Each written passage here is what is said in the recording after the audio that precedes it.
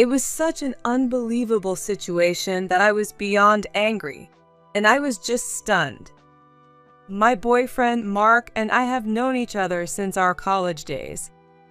Even after graduation, we stayed in touch, but Mark and I were strictly just friends. It wasn't until recently that our relationship turned romantic. Mark suddenly started seeing me differently, and before I knew it, he proposed to me. I didn't dislike Mark. In fact, I even thought it might be nice to be in a relationship with him. But then came our wedding day. Mark's mother, Karen, had once dressed his ex-girlfriend, Sarah, in a wedding gown when they were dating during his high school years.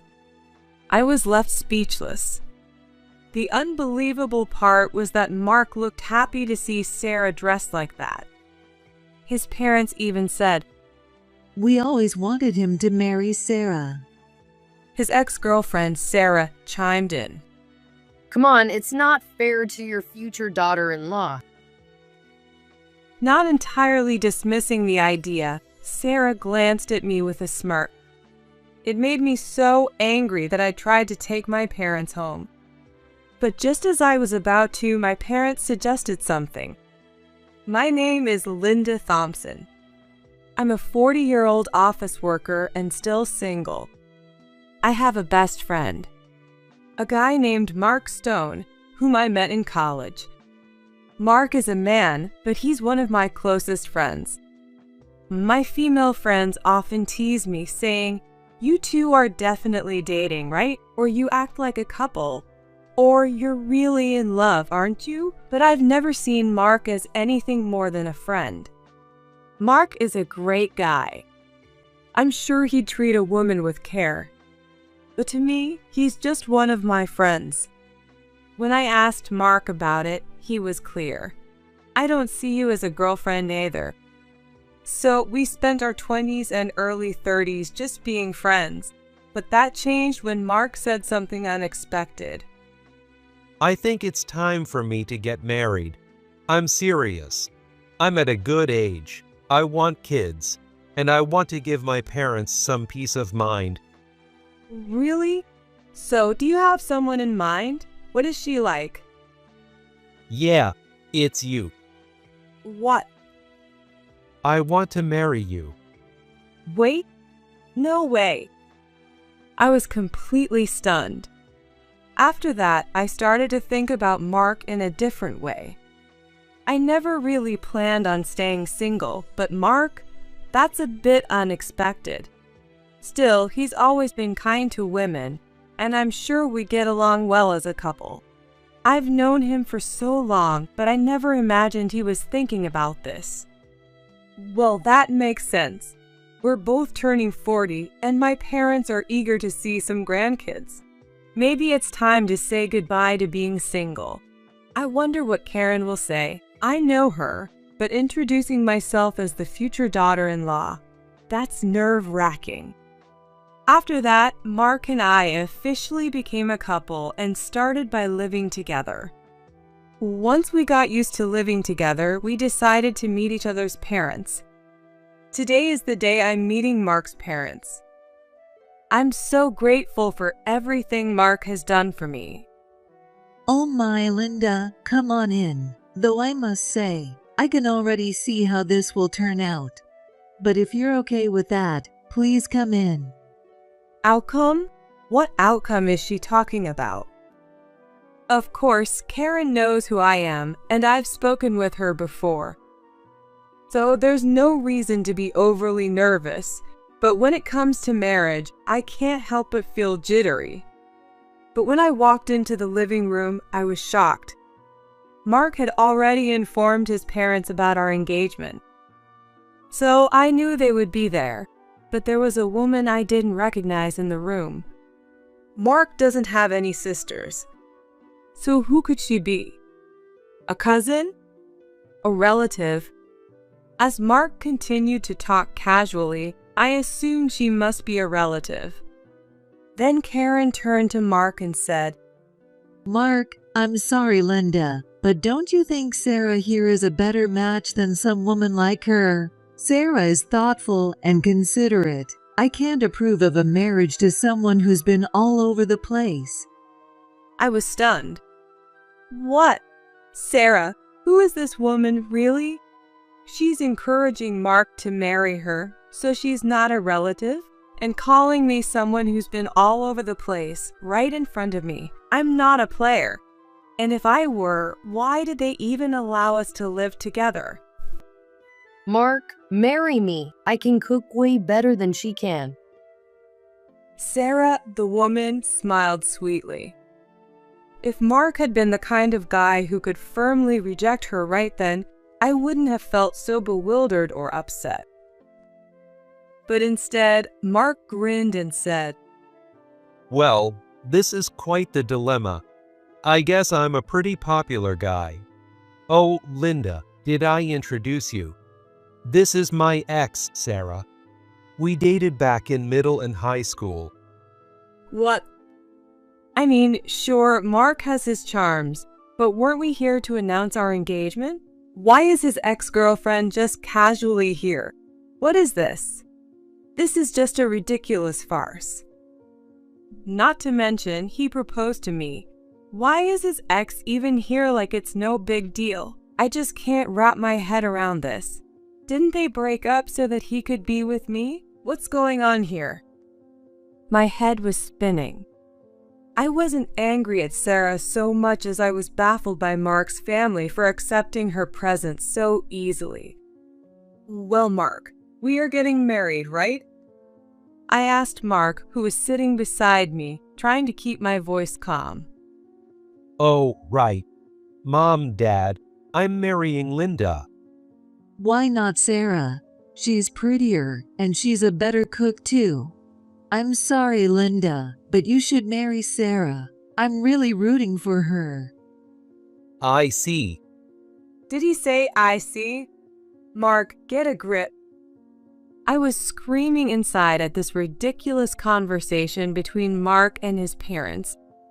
In the end, the conversation didn't revolve around the future of Mark and me, but rather whether he should choose me or Sarah. Naturally, Mark didn't give a clear answer, leaving me feeling uneasy and frustrated. On the way home, I confronted Mark. Seriously? I took the day off work to meet your parents because we're getting married, but why did your ex end up being the star of the show? Come on, don't worry. I'm with you. Unbelievable. I knew you could be indecisive, but your ex. And what's wrong with your parents? If they're so keen on your ex, why did they even let us live together? I couldn't calm down. I was furious. On my next day off, I told Mark, I'm just going out for a bit to do some shopping, and left him watching TV as I headed to my parents' houses. My parents know Mark well. I told them about what happened at his parents' place the other day. So, that's the story. I said, munching on some snacks as I explained the situation to my retired parents. Isn't that crazy? Or am I the one who's crazy? What do you think?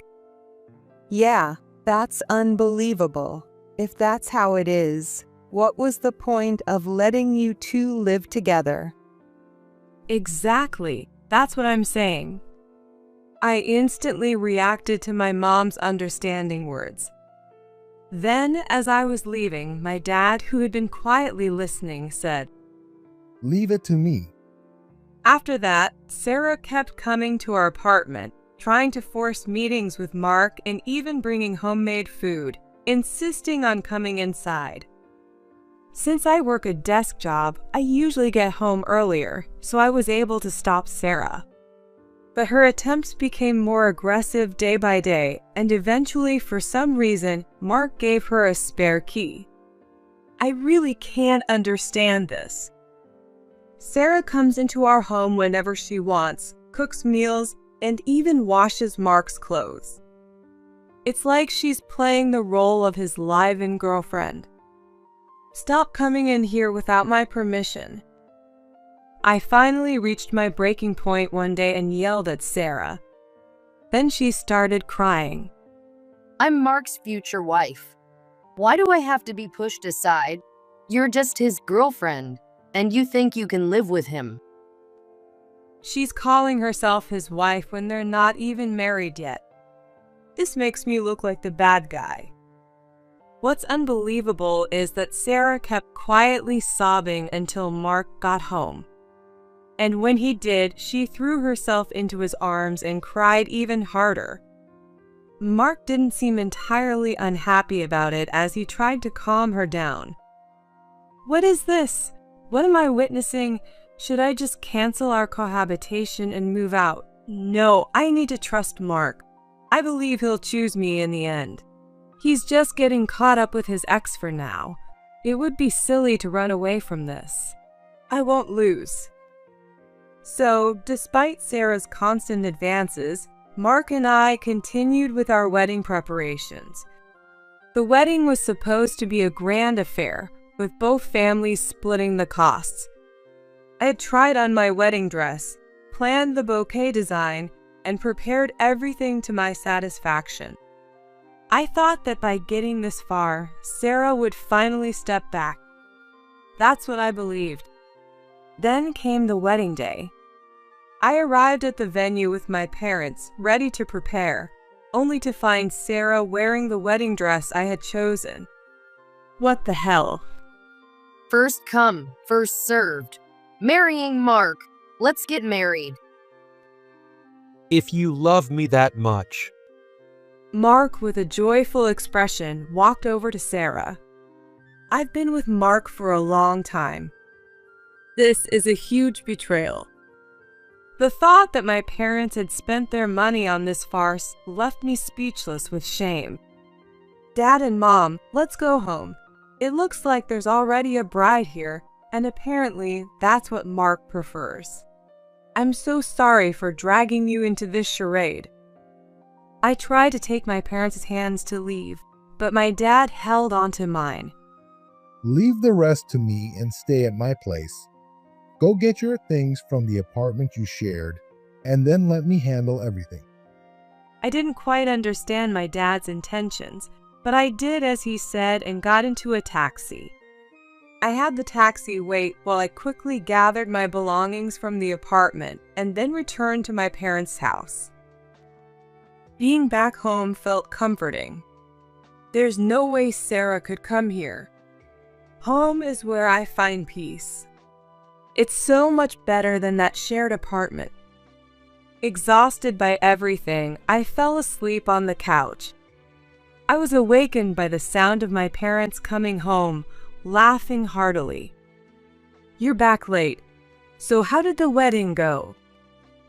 Then, unable to contain her giggles, my mom showed me a video. What's this video? Your dad got revenge for you. Just watch it. You'll feel better. The video was of Mark and Sarah's wedding, a nightmare I thought I had escaped. But instead of a joyful atmosphere, the video showed Mark being scolded by the wedding guests. Why is the bride's name different? You said you were marrying Linda. What's going on? Explain yourself. Well, the bride's name was written down wrong. Do you really expect us to believe that? Are you blaming the venue staff now? You can't just shift the blame and get away with this. The guests pressed Mark, and even the MC tried to calm them down, but it's not normal to mix up the bride's name. That's why the guests were so upset. Mark then tried to pacify the crowd and continue the ceremony. Quite the nerve, Mark. But then a slideshow of photos made by Mark's friends started playing, and once again the guests erupted. Hey, what's going on? The woman in these photos isn't the same. Of course, there wasn't a single photo of Sarah. Despite this, the wedding continued. Then my dad confidently took the microphone and stepped forward. Well, today, we're celebrating Sarah, who has taken my daughter's place as the bride. Congratulations, Sarah. And it seems Mark has chosen Sarah over my daughter, Linda. Now, Let me share with everyone here the situation between these two. The guests started murmuring, confused by what was going on. Everyone had their phones out, recording my dad. First, let's talk about the bride, Sarah. You have a debt of $200,000, and you're planning to make Mark and his parents pay it off, aren't you? Normally, no one would allow such a thing, but it seems Mark, who can't see through Sarah's intentions, is completely clueless. And this debt, it appears, was all spent on another man. The groom's mother, who called Linda a player, doesn't even know who the real player is. Not to mention, Sarah is a top hostess in the nightlife business, and she's been involved in questionable activities to secure clients. Sarah, whose child are you carrying in your womb? At that, Mark looked at Sarah in shock. Sarah averted her eyes. And Mark, the groom, has been a regular at the casino, racking up a debt of $50,000, which he's been making Linda pay off. And not just on his own. He's also been borrowing money from his parents to cover it. What a lucky bride you are, Sarah, to have such a husband. Linda, who was supposed to be the bride today, went home with a broken heart. How do you all feel about this? At that point, the friends and relatives from my side of the family started shouting, "What a scumbag! I wouldn't marry him if you paid me." A perfect match of a couple drowning in debt. You two should get out of here. What a ridiculous farce this whole day has been. Let's all go home, everyone. There's no point in staying at a wedding like this. With that final comment, the guests from the bride's side began to leave in droves. Mark tried to stop them, but no one listened. The groom's guests then crowded around Mark, demanding answers. The video ended with the sound of Sarah crying echoing through the venue.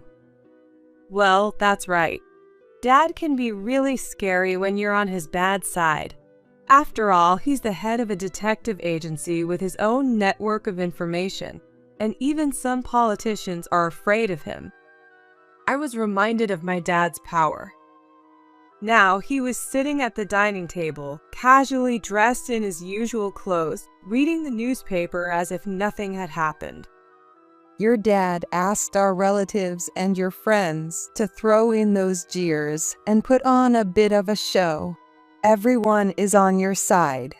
Honestly, I can't believe Mark's family would choose a woman like Sarah. They must be out of their minds. Your dad, our relatives, and all the guests here are on your side. So don't worry. It's a good thing this happened before you got married. It might be tough to claim any compensation, but your dad made sure to get revenge for you. Tears welled up in my eyes. They were tears of joy. When I glanced at my phone, I saw messages of concern from friends and relatives. I carefully responded to each one with a heartfelt thank you. Mark won't be able to stay at his company anymore. Honestly, what was he thinking? Inviting his boss and colleagues, and then switching the bride. It's his own fault. He deserves no sympathy. That's true. For a while, I commuted to work from my parents' house. Some of my coworkers expressed concern, but I reassured them with, "I'm fine. Sorry for worrying you." Then, on one of my days off, Mark and Karen came to our houses. My mom silently sent Mark and Karen into the living room, but didn't offer them tea. Instead, she called my dad from his study. Once my parents and I, along with Mark and Karen, were all gathered, our conversation began. Well, could we have some tea? Oh, I don't think you're in any position to be asking for that. My mom shot back at Karen's request. Mark, don't you have something to say to Linda that's more important than tea? With gentle prompting from my dad, Mark quickly apologized. Linda, I was wrong. Please give me another chance. I got carried away with Sarah and ended up neglecting you. I know it's unforgivable, but I'm truly sorry. Please, I want to marry you. I'm begging you. We've already kicked Sarah out. Linda, I'm so sorry. You're the better wife for Mark. We realize now that you're the one who truly deserves him. So please, come back. The nerve of these two making such self-serving demands. I had a lot on my mind. Mark.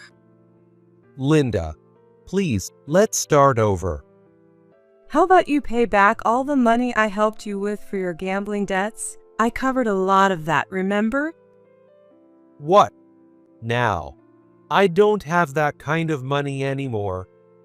Even a child knows you have to repay what you borrow. Come on, don't be so harsh. Living with you was hell. I kept telling myself that it was because I was going to be your wife, but I lost half of my savings helping you pay off your debts. And yet you never even said thank you. Not marrying you was the best decision I ever made. Go ahead and live your life drowning in debt with your ex, Sarah. But don't say that. We've been together for almost 20 years. And who gave your ex, Sarah, a spare key while we were living together? Do you have any idea how cornered that made me feel? Sure, Sarah might be good at cooking and cleaning, but a $200,000 debt? That's impressive. Well, enjoy living in debt together, and don't forget to pay back every cent of the money I covered for you. And that's not a request. It's a demand. A demand? Come on, I know I messed up. I'm really sorry. So, can you just help me out a little? Don't you dare talk nonsense. It was then that my dad snapped. He had been a martial artist in his younger days, so his angry voice carried a lot of weight.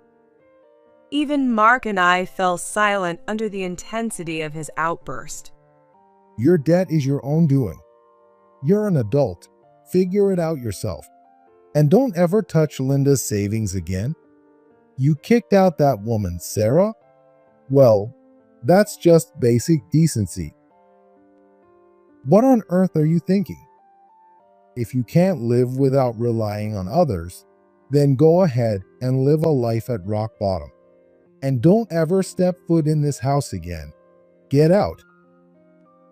Mark and Karen turned pale as my dad's shouts filled the room. My mom stood up and firmly directed them to leave. Well, Do you still need something? You're not even family, just strangers. Hearing that, Mark and Karen hung their heads and left. I turned to my dad and thanked him. Dad, thank you, I didn't do anything at all. he said with a smile, and I smiled back.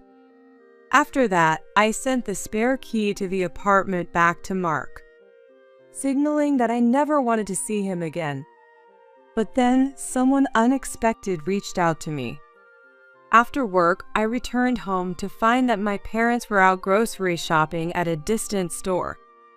I was alone, so I decided to call the friends and relatives who had supported me during the wedding fiasco to thank them again. That's when it happened.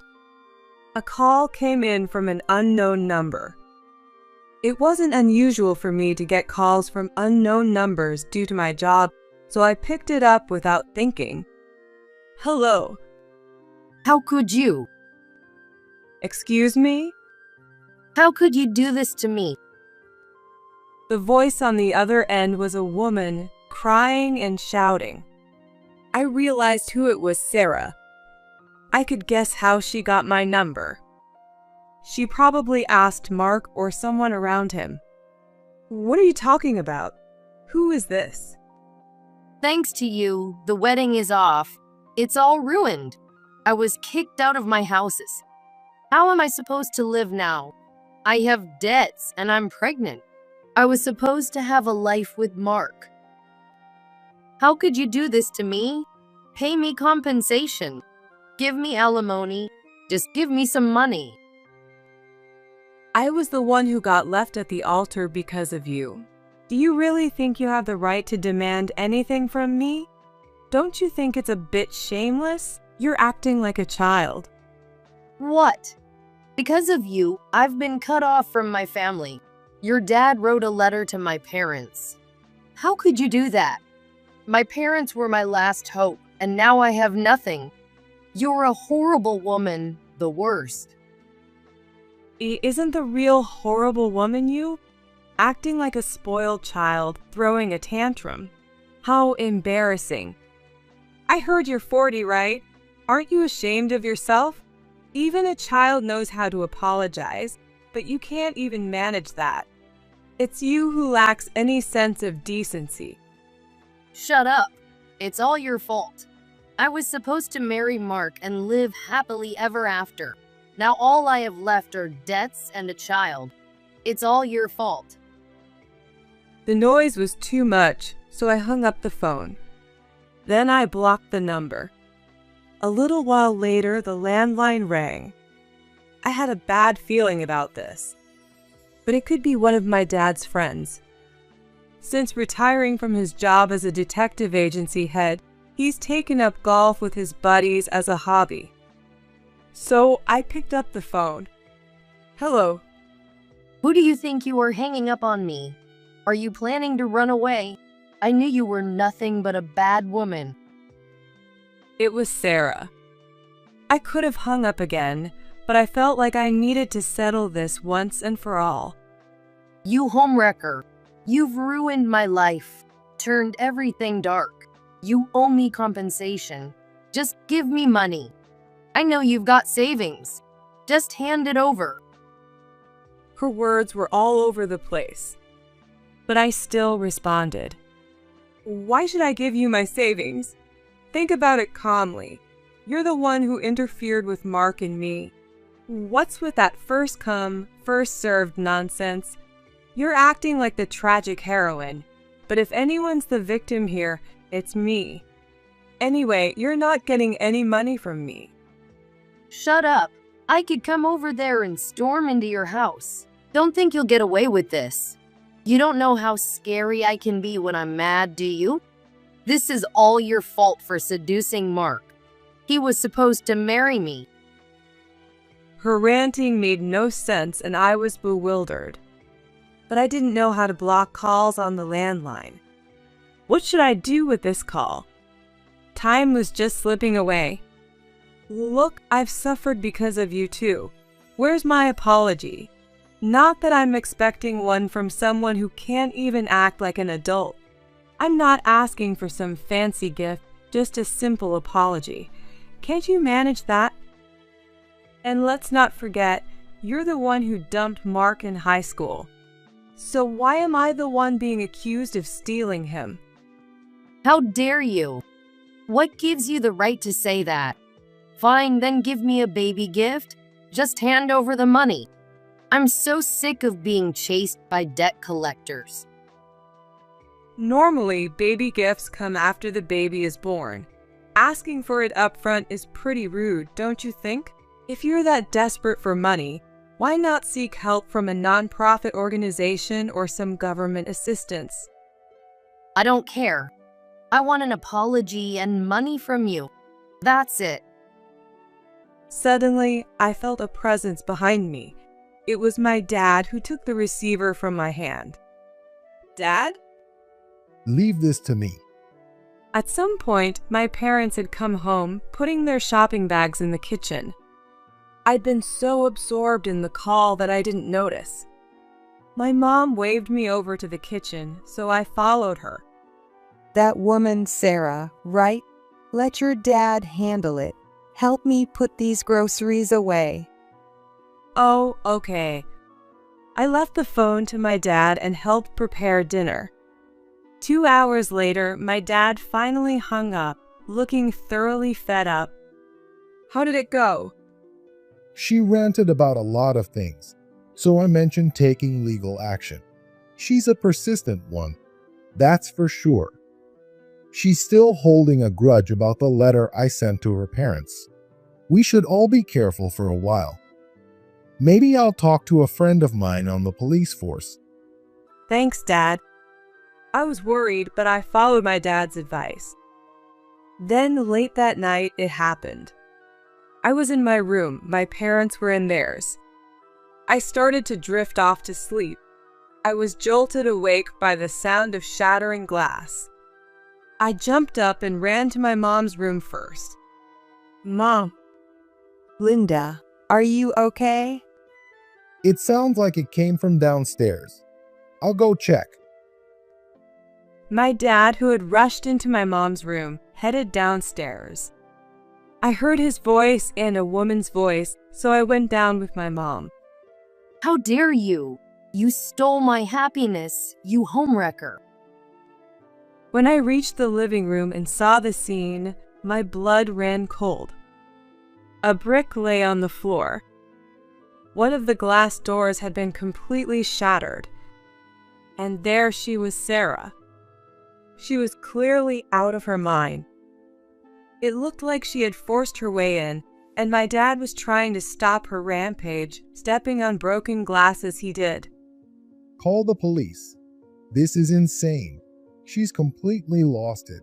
Hurry. Call 911. Yes. Let go of me. I'll curse Linda. Where's that homewrecker who stole my happiness? My mom followed my dad's command. I couldn't believe what Sarah had done, and I walked toward her, stepping on the broken glass myself.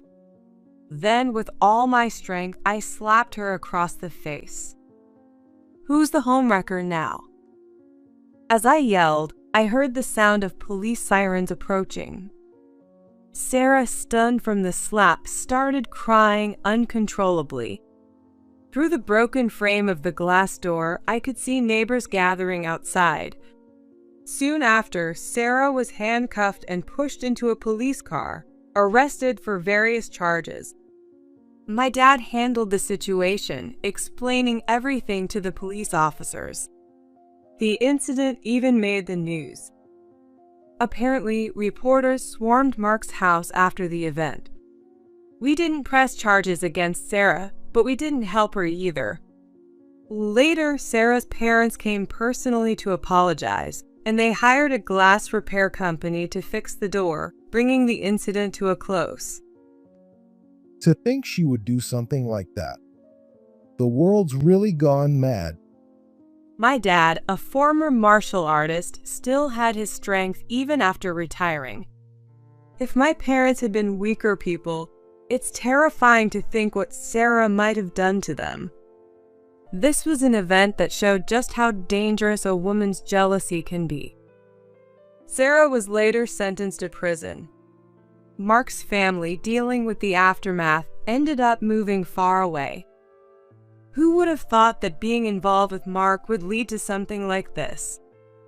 Life is truly unpredictable. After the incident, I took some time off and invited 2 friends on a trip. Of course, I covered all the expenses. No way. You can't get compensation from that jerk Mark. That's so unfair, especially after his mistress caused all that trouble. We lounged on deck chairs at a luxurious hotel with a private pool, chatting and relaxing. Well, I wanted to file a claim, but Sarah's parents gave me a large sum of money. And besides, she's in prison now, so what's the point? It's all over anyway. You're so tough. Are you sure about inviting us to such a fancy hotel? It's fine. This is the least I can do. I wanted to thank all the relatives who helped too, but they all declined any gifts. So thank you both so much. I'm going to find myself a better man. That's the spirit. Yeah. Hey, do you know anyone? Introduce me to someone nice. We laughed and talked about love as we splashed around in the pool. Women really do come alive when they fall in love. Of course, one should never become obsessed. I would never want to lose myself like Sarah did in her fixation on marrying Mark. And so I regained my freedom and found happiness once again.